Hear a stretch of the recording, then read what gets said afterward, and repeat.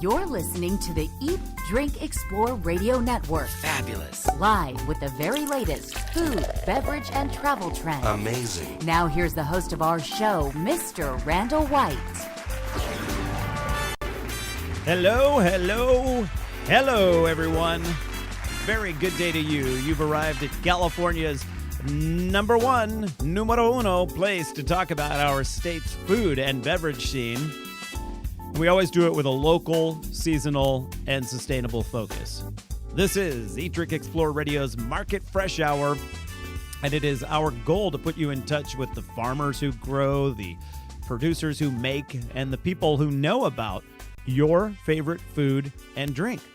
Later on today's program, we visit the serious issue of honeybees. We revisit, I should say. We talk about this on occasion.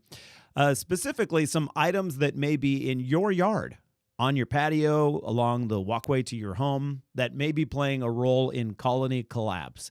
As careful as you may be when it comes to what you buy and what you choose to eat and drink, you may unknowingly be contributing to the health of your community's bee population. We will explain why and what you can do to change that. Also, we're headed to a Santa Cruz County town with one of the most popular farmers markets in the country, and one that has year after year won the title of Best Farmers Market in California. We'll hear from the person in charge of that market and what she believes are the secrets to its success. But first up this hour, it's the moment of the show when we feature a little how-to in the kitchen and tips for your shopping list. It is our CookWell with Courtney segment. Courtney Coleman joins us today on the Market Fresh Live Line to talk a little bit about making your own cultured vegetables for probiotic-rich foods. Courtney, welcome back to the show. Thank you, Randall. Great to be back. Always terrific to have you here on the show, whether you're on the live line or here in studio. You're just a joy, and you share so many great tips. In fact, my parents, who are avid listeners to the show, we love Carolyn and Earl. Whenever you're on the show, they always give me a ring afterwards and say, boy, she just hit it right on the head. Wow. My mom, for instance, just had some mouth surgery that required her having a lot of antibiotics. And the last time you were on, a couple of weeks ago, you talked about how antibiotics can sort of carpet bomb your system instead of zeroing in on one thing. Carpet bomb. That's funny. Yeah. That's pretty much what it's doing. You know, it's sort of taking everything out. And so she listened closely for how to get all those right bacteria back into your system. And for anyone who missed that show, you can always catch past episodes of our show at eatdrinkexplore.com or just follow our YouTube channel. So, Courtney, during that segment, you mentioned making cultured vegetables at home that are rich in these probiotics. Mm-hmm. And so what sort of vegetables are we talking about? Well, usually cabbage. Mm-hmm. See, fermenting vegetables, the way that happens is through a process called lactofermentation. It's all underwater. So it's an anaerobic process that proliferates good bacteria and good yeasts that you need in your system. See, there's bad bacteria and good bacteria, and there's bad yeasts and good yeasts. And if we have enough of the goods, they keep the bads in check. Right. It's like having your own personal army of bacteria, right? That's working for you. Yeah, and what they're saying now is that we're actually, on our skin and in our bodies, we are actually 90% beneficial bacteria and the other 10% human.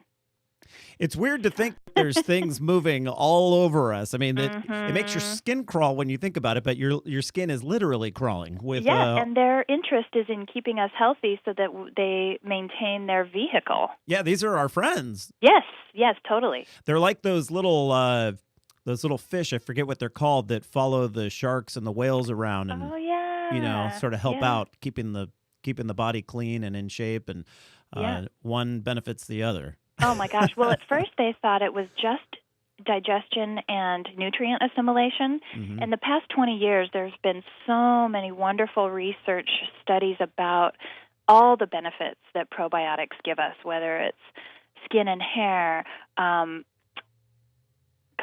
So many things. The increased immune system, basically our immunity resides in our gut bacteria. It's the basis of our immune system. And now we're learning that our cholesterol levels are affected by that gut bacteria, that people that have certain diets create bacteria that carries that cholesterol then to the walls of your vessels, your blood vessels, and depending on what you eat, everything plays a part with each other. Right, it's all interconnected, and the health of one system relates to the health of another. Now, we hear the term probiotic all the time. You hear it in commercials, you hear it for supplements you can buy, online, or whether it's at a health food store and that sort of thing. What does probiotic mean? It just means like a... microbiota or microorganism. So good microorganisms. Yeah, exactly. The ones that we're supposed to have. Instead of malbiotic or something like that. Right. The bad bacteria that can overtake when we're given a course of antibiotics or even the birth control pill, or just being in a stressful, polluted environment, as many of us are. Yeah. And also, what was the other thing that inhibits good bacterial growth? Diet? No. Yeah.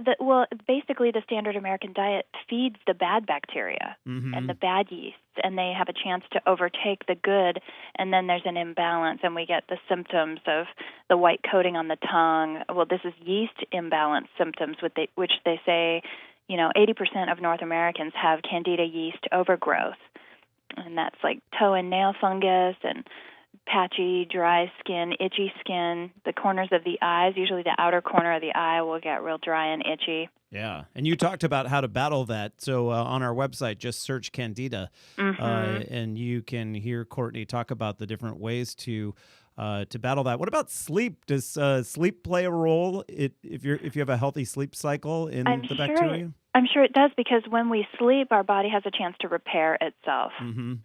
So everything, diet, lifestyle, getting enough exercise, getting enough remineralized water daily, and, getting our daily quota of water. Yeah. Oh, right. And sunshine? Oh, yeah. I was just out in my bikini on the deck for my 20 minutes of daily vitamin D, We'll have to Skype call next time so people can see. Yeah, they're finding that that's a huge factor in so many health issues, cancer, and it's amazing. And probiotics are right up there for epigenetic expression. This is the most recent finding, is that they basically help us not get cancer. Yeah. Despite whether our genes are prone to it or not, whether our parents got cancer, it's all about diet and lifestyle and environment. Interesting. And, probiotics prevent it, basically. I love it. Yeah. Well, we have a commercial break that will hit here relatively quickly, so we don't have time to jump on another topic. But when we get back from the commercial break, you can explain to people how easy it really is to make these cultured vegetables and kick down a couple of recipes for us. We are speaking with Courtney Coleman. It's our CookWell with Courtney segment. More information on our site at eatdrinkexplore.com and through Courtney's site, CookWell.org. It's that simple. You're listening to the Market Fresh Hour here on the Eat, Drink, Explore Radio Network, and we're back in just a moment.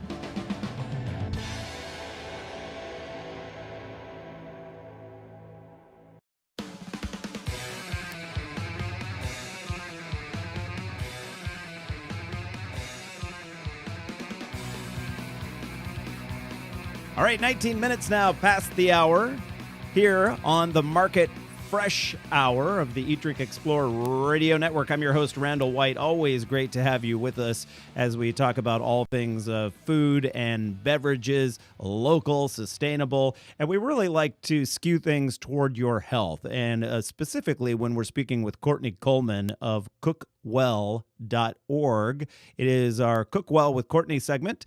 She joins us often would be the best way to describe it. And she joins us today to talk about working probiotics into your system. And we're not talking about mail ordering or getting online to get some probiotic pills. We're talking about making them naturally in your kitchen the way they've been developed for centuries by many different cultures. Courtney, welcome back to the Market Fresh Hour. Thanks, Randall. So so you mentioned cabbage, and cabbage has been used by many different cultures to help aid in digestion, and it's a easily preserved food, and I guess that all kind of rolls into the same thing, right? Yeah, and a little bit of salt, preferably whole sea salt, will inhibit bad bacterial growth. So what happens with cabbage and other fall-time veggies in the broccoli family is that they develop on the outside a bloom of beneficial yeast and bacteria, the lactobacilli. And when you take your local cabbage, like preferably it's from a farmer's market, from your local area, because you want to be taking into your body your local yeasts and bacteria, right? The beneficials. You can take, if at least 50% of it is green cabbage, the other 50% can be basically anything else you want, vegetable-wise. And some people even put in mushrooms, hot peppers, sea vegetables or seaweed for trace minerals. But that green cabbage will inoculate the batch with the lactobacteria you want to happen. And I can refer you to a website for a cultured veggie starter, which is a little packet of those lactobacteria that if you're not sure your cabbage has enough on the outer leaves is where it usually forms, right. You can inoculate your kraut or kimchi with this cultured veggie starter. And there's simple instructions for making it. When I made it my first few times, it would turn out and happen and become sour and truly probiotic with the beneficials I wanted, maybe about 50% of the time. The other 50%, I think a bad bacteria must have taken over because it smelled more like eggs than sauerkraut. Yeah. You know something's gone wrong. Yeah, and it's disappointing when you spend all that time grating and chopping and mashing and stuffing and waiting. All that waiting, you wait a week to 3 weeks depending on the temperature of your home at the time. And it can be so disappointing when it doesn't turn out. Right. So you want it to have that nice sour tart scent. Exactly, and also effervescent. That'll tell you there's living bacteria going on, is the bubbles. Our olfactory system has developed so that really negative smells typically are associated with things we shouldn't eat. Yes. Over time we've evolved that way, and things that smell right, like, oh yeah, this is something I should be eating, And so the sourness is the same sour you get with like a sour cream. It is the same sour you get with many different kinds of foods. It is a preserving mechanism. It's it's fermentation is what it is. Yeah, and the nose always knows. My friend Craig Lane moved up to Santa Cruz from this area about 10 years ago, and he was one of the instrumental people that taught me how to make sauerkraut, and I would see him make his own cultured veggies, and he always said the nose always knows. Yeah, it's true. I just had some kimchi the other day at a restaurant in Boulder, Colorado, which I haven't really spoken about Boulder since I got back, but I got to tell you, the town is doing well. Everyone has such a positive outlook, and certainly there were neighborhoods that were wiped out and that sort of thing. But in general, as a visitor to the town, you wouldn't know that anything happened. Wow. And so we went there just days after these horrible floods, and I ate at this terrific restaurant. And there really was, as a vegan, there wasn't really anything on the menu for me. It was a seafood restaurant, and everyone wanted seafood, and I didn't want to be the one to stand in the way.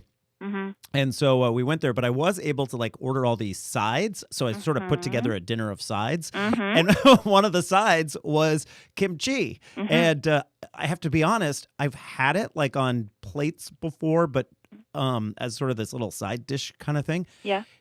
But I never really focused on it. And I got to tell you, it was absolutely fantastic. So I'd love to make my own kimchi. And all it is cabbage.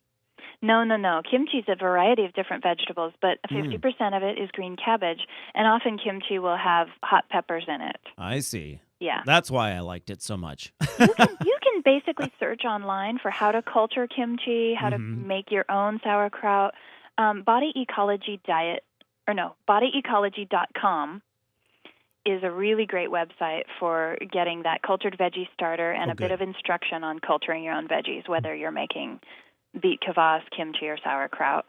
Bodyecology.com. Exactly. Okay. Donna Gates, The Body Ecology Diet, was her book, and it's about immune boosting for getting over immune deficiency type diseases, as well as candida yeast overgrowth, and even healing from cancer and other debilitating diseases, because it's all about what we eat and our immunity, and it's about a whole lifestyle picture and how we think and everything, but I can't recommend her book highly enough. Hey, Courtney, from the time that we chop and do all the different things and stuff this cabbage into a mason jar, how much time are we talking about? You said there's that waiting period. Yeah. A week? It depends on temperature. If it's about 80 degrees, if it's warm, if you live in North County and it's summertime, maybe just 3 or 4 days or a week. And then down here in Los Osos, which even in the summer is like, maybe 60 degrees, maybe 65. Los Osos is one of those coastal climates like Marina or Oceano or Point Reyes, where you just have that kind of constant fog and very mild all the time, but not necessarily hot. Right. We don't have extreme weather, but it'll take me about 3 weeks to ferment a kraut properly. There's certain bacteria that overtake the first bacteria after a week, and then a week after that there's another bacteria that overtake, and each time the pH of the ferment is getting more and more, I think, acidic. Oh, okay. So it's creating an environment that the lactobacteria proliferate in, and that inhibits all the other bad bacteria. Is there a tip that you use? You mentioned the scent, but is there a way to sort of know it's done, like a texture to the cabbage, or? Yeah, it'll turn a little more yellow than green. You'll smell that classic sour smell instead of anything that smells like eggs or tastes bitter. A little translucency? Translucency, a little tiny bit, yeah. Yeah. And softer, because the lactobacteria are working on it, and they're eating all the sugars in the cabbage and proliferating. Oh, okay. Yeah, and they're the beneficials you want, but keeping it stuffed underneath its own liquid is the trick. Oh, okay. And that's the part that took me quite a while to get the hang of, because you can use I use a 1-gallon glass jar with a wide mouth. But I used to stuff a Ziploc bag in the top with water in it to kind of fill the perimeter of the top of the jar and hold the cabbage down underneath its own liquid. But it puts off a lot of gas in the first 3 days, and you'll want to have to take a clean hand and push it back down. Also, a lot of people sterilize their grater, their cutting board, their bowl, their jar, just to make sure no other bad bacteria are getting in. It's actually quite complex, and I'm teaching a class about it on December 1st. Oh, cool. At New Frontiers in SLO. Yeah, it's from 2 to 4 p.m. Sunday, December 1st. So New Frontiers is a marketplace. It's really fantastic. And so December the 1st. Yeah, here in SLO in the afternoon, 2 to 4 p.m. You can register for that on the SLO classes page of CookWell.org. Okay, so go to the SLO, San Luis Obispo classes page at CookWell.org. Yeah. And Courtney Coleman can personally show you how to do all this. Courtney, thank you so much. We always enjoy having you on the show. Thank you, Randall. All right, everyone, stick around, because just after the break, we've got so much more here on the Eat, Drink, Explore Radio Network Market Fresh Hour. Back in just a moment.